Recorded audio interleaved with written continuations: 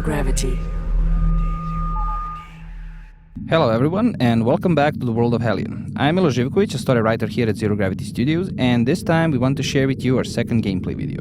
This video is about to focus on new gameplay elements and player cooperation, or what happens when they are not trying to shoot each other and take over the ship. So the three main features that we have in this video are asteroid mining, station building, or salvaging, however you want to call it, and a brand new ship for you to play with. So this ship is a basic utility vessel and the first ship the players will have access to. This is a basic or stock version of it. As you explore the system of Hellion and gather additional tools and resources, you will be able to upgrade and customize it towards your playstyle. Mining is the first new feature that we wanted to demonstrate in this video, so we need to prepare our characters for exposure to vacuum and equip them with appropriate tools for the task at hand. Now this is the hand drill, the most basic mining tool you can have. It comes with a battery and a canister, so it cannot operate indefinitely, but it is more than adequate for all the early tasks in the game. It can also be used as a weapon if you find yourself in a really bad situation. Don't worry, we do not expect any bloodshed this time. The new captain made sure everyone was unarmed for the mining trip. After all, he knows exactly why they are one man short. There are several different ways in which you can obtain the resources you need to survive in the system, from harvesting the atmosphere of a gas giant to salvaging and asteroid mining. The game will feature different asteroid types that vary in shape and size, and available resources. Some of the larger ones, like the ones you can see before you, will have normal orbits that you can always revisit in case you need some extra ore, while the others you will have to look for as they cross paths with the planets in the system. In this case, you will have a limited window of opportunity to harvest the ore that you need, so having a friend to help you out during the operation or in case something goes wrong is probably a good idea. Remember, you're not the only one looking for resources out there. This time, however, our crew is not at all worried that someone might show up and crash their mining party, so they get right down to business. Mining asteroids can take a very long time, especially if you have a big task ahead of you that requires large quantities of ore, like fixing your ship after a skirmish or restoring a derelict vessel so you can add it to your fleet. An operation like that would require several trips back to the ship and use of multiple storage canisters, so you might want to improve your equipment before undertaking it. This is why having a friend or two with you is helpful, as they can help save a lot of time by bringing fresh batteries, additional RCS fuel, and spare canisters. The other option would be to repair and upgrade your ship with a specialized mining module. Outfitting your ship with one might not be easy, but it is well worth the investment if mining is the name of your game. Also, keep in mind that various asteroids and meteoroids will have different types of ore and in different quantities, so you might actually require a lot more than just one trip to finish the operation you have planned. The mining operation is complete, although we might have cut down on the necessary time just a little bit, and the crew is finally returning to the ship. Now in the following part of the video, we will focus our attention at station building in the world of Hellion, but before we do that, we can use this opportunity to show you a bit more of the ship. It is faster and slightly more maneuverable compared to other ships in the Altair Corporation's fleet. It has a large cargo hold and an aerodynamic hull designed for harvesting gas giant atmosphere. It also features a top-mounted airlock that can be used to dock the ship directly to other stations or with other Altair Corporation vessels. With the crew safe and sound aboard the ship, we can move on to the next part. Base building in Hellion is a bit different from other games.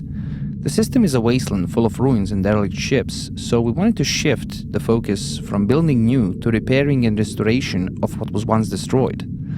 Throughout the game, you will find many sites like this.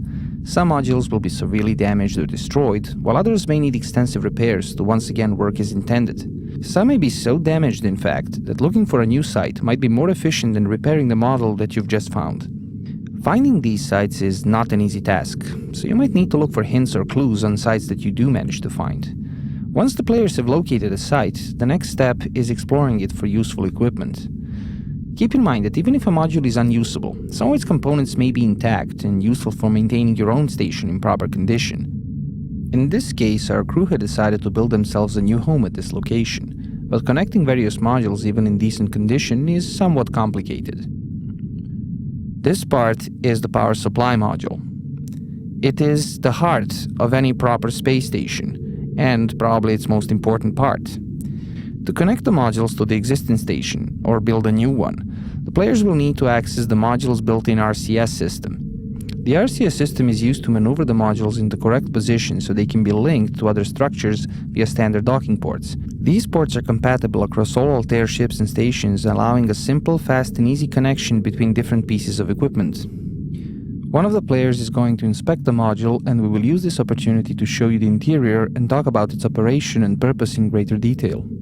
Its entrance is a standard docking port that can be used to connect to other stations. It is in standard zero gravity, but as soon as you step through the door, the gravity will kick in, if the module is of course operational.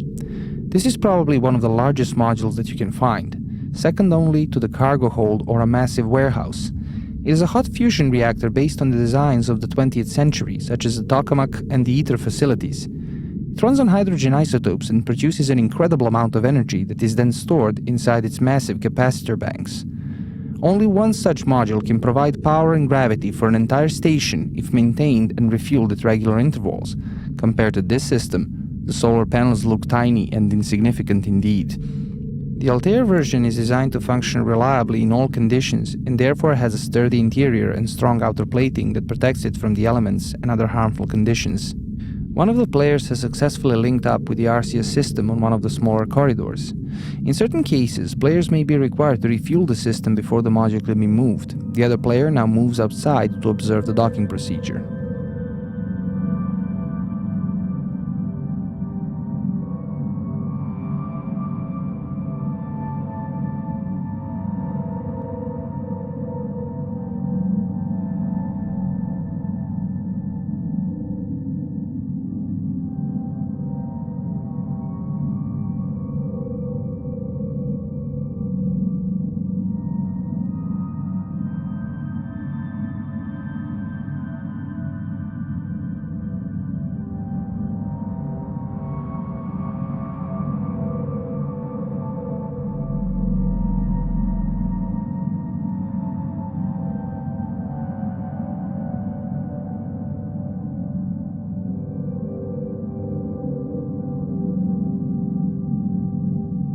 Once the modules have been connected, the player can move freely between them.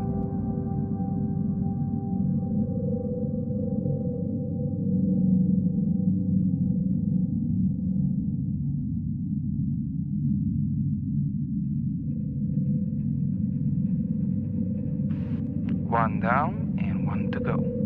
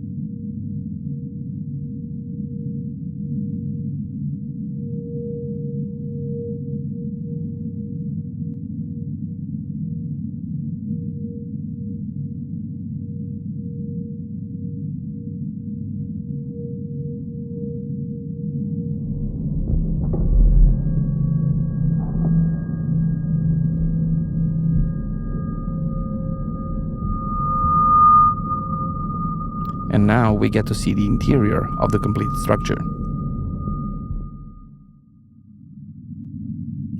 With all the connections secured and the foundation of the new base set, the crew can finally take a few moments to rest and celebrate a job well done.